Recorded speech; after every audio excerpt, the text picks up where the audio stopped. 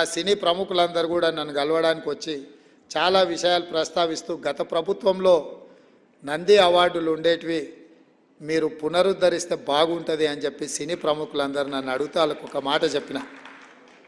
నంది అవార్డులు కాదయా, ఖచ్చితంగా మా ప్రభుత్వం అవార్డులు ఇస్తుంది, ఆ అవార్డుల పేరు గద్దర్ అవార్డులు ఉంటాయని చెప్పిన.